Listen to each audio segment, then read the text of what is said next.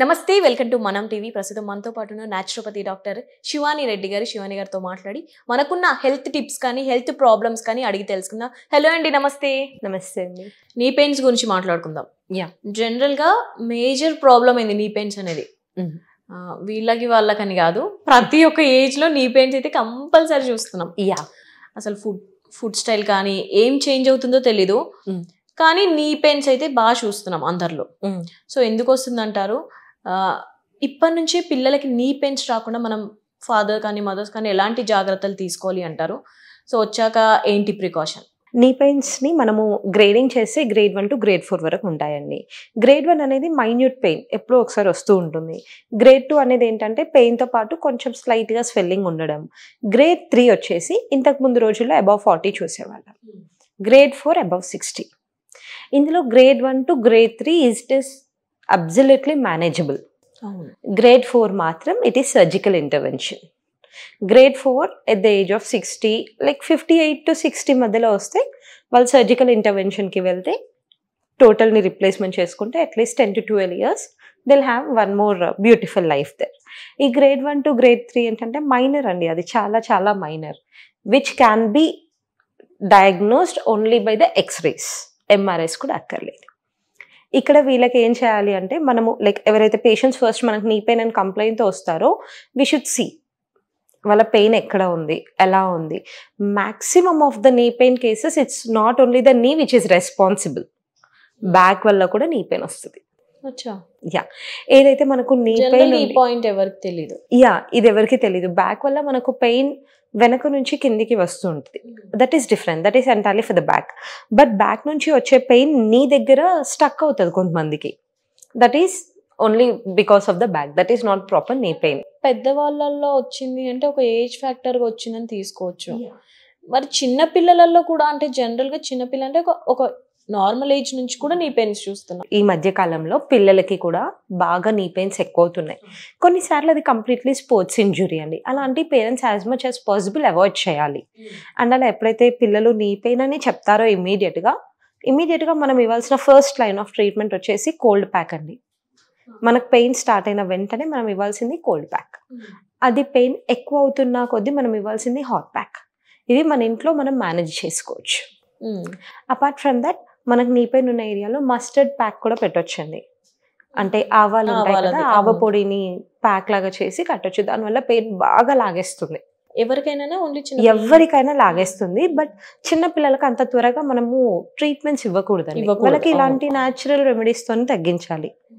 And మనకు అది కాకుండా దొడ్డుప్పు ఉంటుంది కదా, ఆ దొడ్డుప్పును కూడా బాగా వేడి చేసేసి ఒక పాటిల్ లాగా చేసి కూడా ప్రెస్ చేయొచ్చు. ఎక్కడైతే పెయిన్ కానీ స్వెల్లింగ్ కానీ ఉంటుందో అక్కడ. మనకు ప్రాపర్ నీ పెయిన్ అనేది డయాగ్నోస్ చేయడానికి కొన్ని ఉంటాయండి. అదేంటంటే మనం చూసిన వెంటనే ఆ నీ ఎర్రగా ఉండాలి, టచ్ చేస్తే టచ్ అయినివ్వరు పేషెంట్స్, అండ్ ఒక 4-5 అడుగులు వెయ్యనియరు. ఇలాంటి టైంలో అది proper knee pain. Apart from that ఎలాంటి పెయిన్ ఉన్నా అది ఎక్కువ ఏజ్ వాళ్ళకు వస్తుంది. కొంతమంది ఈ రోజుల్లో అయితే 40+ లో కూడా చూస్తున్నామండి, లేదా 60+ as I already said. And ఇదొకటి మాత్రమే ప్రాపర్ నీ పెయిన్. కొంతమందికి పక్కన పిక్కలలో నొప్పి వచ్చినట్టుగా అనిపించడం, అదన్నీ నీ పెయిన్కి కిందికి రాదండి. యా, అవన్నీ మనం లోకలైజ్డ్ ట్రీట్మెంట్స్ ఇచ్చుకుంటే సరిపోతుంది. జనరల్గా అయితే ఫుడ్ కానీ అదంతా అంటే చిన్నప్పటి నుంచే పిల్లలకి కాల్షియం కానీ రిచ్ ఫుడ్ అంటారు కదా, సో ఎలాంటివి పెట్టాలి అంటారు? అంటే జనరల్గా ఫుడ్డే మెయిన్ అంటున్నారు కదా ఈ రోజులలో. ఏదైనా ఏ ప్రాబ్లం రావడానికైనా ఫుడ్డే అంటున్నారు, ఈ వైటమిన్స్ లోపం అని అవని ఇవని. సో మంచి ఫుడ్ ఎలాంటిది ఇవ్వాలి అంటారు? ఎస్పెషల్లీ మన నీ హెల్త్కి వచ్చేప్పటికన్నీ కొన్ని ఫుడ్స్ అవాయిడ్ చేయాల్సినవి ఉన్నాయి. అవాయిడ్ చేయాల్సిన ఫుడ్స్లో ఫస్ట్ వచ్చేసి నైట్ షేడ్ వెజిటేబుల్స్ అని చెప్తారు. దాంట్లో టమాటో, బ్రింజాల్, వంకాయ, ఆలుగడ్డ, ఈ మూడింటిని కంప్లీట్గా అవాయిడ్ చేయాలండి. మరి అది కాకుండా ఒమేగా 6 ఫ్యాటీ యాసిడ్స్ కూడా ఉంటాయి. ఒమేగా 6 ఫ్యాటీ యాసిడ్స్ మనం తినాల్సింది 1 gram per day, కానీ మనం అది దానికన్నా ఎక్కువగా తింటున్నాం. ఇలాంటివి అవాయిడ్ చేయాలి కంప్లీట్గా. మనం తీసుకోవాల్సిన దాంట్లో vitamin K rich foods, vitamin C rich foods, vitamin D rich foods, boron mineral ఉన్న ఫుడ్స్, ఇలాంటివి బాగా తినాలి. Magnesium rich foods. ఇలా తినడం వల్ల ఏంటంటే వాళ్ళకి ఆ బోన్కి కావాల్సిన హెల్త్ ఆ ఫుడ్ నుంచి వస్తుంది.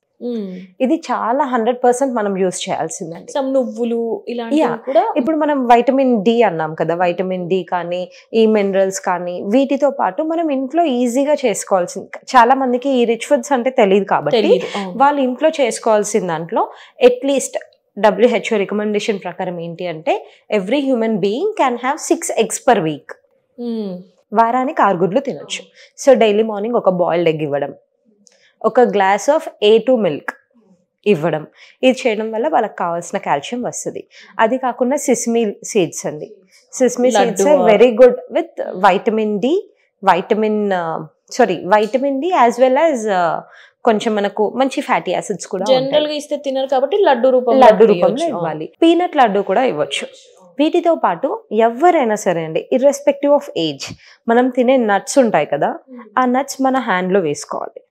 వేసుకొని హ్యాండ్లో ఇలా మనం ఒకసారి స్కూప్ చేసినప్పుడు లోపల ఎన్నైతే ఉంటాయో అవి మనం తినొచ్చు. I'm saying about mixed dry fruits. ఇది వాళ్ళ క్వాంటిటీ. ఇన్ కేస్ ఇది తీసుకున్నా కూడా వాళ్ళకి ఇలాంటి లోపాలు ఏవి రావు. అపార్ట్ ఫ్రమ్ ఆల్ దిస్ అండి, flax seeds plays important role. అవిసెలు అవును, మేల్స్ కొంచెం తక్కువ తినాలండి. మేల్స్ కనుక ఎక్కువ ఫ్లాక్స్ సీడ్స్ తింటే వాళ్ళకి కొంచెం ప్రోస్టేట్ ఇష్యూస్ వస్తాయి. ఫీమేల్స్ మాత్రం చక్కగా తినొచ్చు, అన్ని రకాలుగా యూజ్ అయ్యింది స్కిన్ కి. ఫ్లాక్స్ సీడ్స్ ని రోస్ట్ చేసుకొని పౌడర్ చేసుకొని తినడమా, లేదా నార్మల్ గా వేసుకొని దాన్ని చూ చేయడం అలాంటివి చేయొచ్చు. Anything is fine. వీటికన్నా ఎక్కువ అండి చింతపిక్కలు అంటారు కదా, చింతపిక్కల్ని మనము వేయించేసి డైలీ ఒక 2 చూ చేయడం, లేదా వాటిని పౌడర్ చేసి మనం తినే ఫస్ట్ ముద్దలో తినడం చాలా important. Apart from this, turmeric ఉంటుంది కదండి, టర్మరిక్ ని వాటర్ తో ఒక చిన్న బాల్ లాగా చేసి అది డైలీ మింగడం ఇమ్యూనిటీ చాలా బెటర్ అండి. అసలు ఇవి యూజ్ చేసిన రోజులు ఎవరికి కూడా పెయిన్స్ కానీ, లేకపోతే ఈ స్పాండిలైటిక్ ఇష్యూస్ కానీ, ఆర్థరైటిక్ ఇష్యూస్ కానీ ఉండవు. న్యాచురోపతిలో ఎలా ఇస్తారు మీరు ట్రీట్మెంట్ కానీ మీ దగ్గరకు వచ్చే పేషెంట్స్? మాది కైరా ఇంటిగ్రేటెడ్ హాస్పిటల్ అండి, నల్గొండలో. మా దగ్గరకు వచ్చిన వాళ్ళకి నీ పెయిన్ ఫస్ట్ వాళ్ళకి అసెస్మెంట్ చేస్తాం. వాళ్ళకి ఏ గ్రేడ్లో ఫాలో అవుతున్నారో చూస్తాం. ఆ ఫాలో అయ్యే గ్రేడ్ని బట్టి వాళ్ళకి మేము చాలా కన్జర్వేటివ్ ట్రీట్మెంట్ ఇస్తామండి. ఇందులో దాంట్లో PRPs చేస్తాము అండ్ డ్రై నీడ్లింగ్ ఎక్కువ యూస్ చేస్తాం నీ పెయిన్ కేసెస్లో. అపార్ట్ ఫ్రమ్ దట్ ఆయుర్వేదిక్ నుంచి బస్తీస్ తీసుకుంటాం అండ్ మర్దన చేస్తాం. చాలా మంచి రిజల్ట్స్ ఉంటాయి. ఇది ఒక 4-5 సెషన్స్ చేస్తాం. అప్పటికి మాకు రిజల్ట్స్ కనిపించకపోతే ఆస్టియోపతిక్ ఇంటర్వెన్షన్ చేస్తామండి. జనరల్గా ఏ ఏజ్ వాళ్ళు ఎక్కువ వస్తారండి నీ పెయిన్స్? అసలు ఈ రోజుల్లో అయితే 35+ కూడా నీ పెయిన్స్ అని వస్తున్నారు. సర్జరీ కంపల్సరీ అవసరం ఉన్న వాళ్ళు కూడా అంటే వస్తారు. అంటే వాళ్ళకి సర్జరీ అవసరం అని వాళ్ళకి తెలీదు, ఇలాగే సెకండ్ ఒపీనియన్తో వస్తారు. వాళ్ళకి చూస్తే మళ్ళీ గ్రేడింగ్ కూడా హై ఉండదండి, గ్రేడ్ 2 ఆర్ గ్రేడ్ 3లోనే ఉంటుంది. అలాంటి వాళ్ళకి మేము చెప్తామండి, సర్జరీ ఇప్పుడే కాదు, you need to wait for it, దానికన్నా బిఫోర్ ఇది తీసుకోండి అని. బికాజ్ మనకు తెలుసో తెలియకో మనం కొన్ని తప్పులు చేస్తాం. దాంట్లో ఫెయిల్డ్ సర్జరీస్ అని కొన్ని జరుగుతాయండి. ఏ సర్జరీ చేసినా సరే దాంట్లో ఫెయిల్ అయ్యే సర్జరీస్ కొన్ని ఉంటాయి. అలా 10లో 3 ఉంటున్నాయండి ఈ రోజుల్లో. I'm not degrading any system, I'm just telling. ఎందుకంటే చేసిన సర్జరీని పట్టి కాదు, మన బాడీ కూడా ఎలా రియాక్ట్ అవుతుంది అనేది చాలా ఇంపార్టెంట్. దట్టు మనకు భయం కూడా ఉంటుంది కదా. సో ఒకేసారి మనం లాస్ట్ స్టెప్ ఆఫ్ ట్రీట్మెంట్కి వెళ్ళకుండా ఫస్ట్ స్టెప్స్ ఆఫ్ ట్రీట్మెంట్స్ చేస్తూ అక్కడికి సక్సెస్ అవ్వకపోతే we have to go for the last step. So అలా నా దగ్గరికి సర్జరీకి వెళ్ళాలి ఖచ్చితంగా అని వెళ్ళి వచ్చే కేసెస్ కూడా ఎన్నో ఉంటాయి. అలాంటి వాళ్ళని కూడా చూస్తాను. నార్మల్ స్టేజ్ లో ఉన్న వాళ్ళకి మీరు ఇచ్చే మెడిసిన్ ద్వారా గ్రేడ్ 1 to grade 3 తగ్గిపోతుంది. ఎస్ రైట్ అండి, థ్యాంక్ యూ అండి.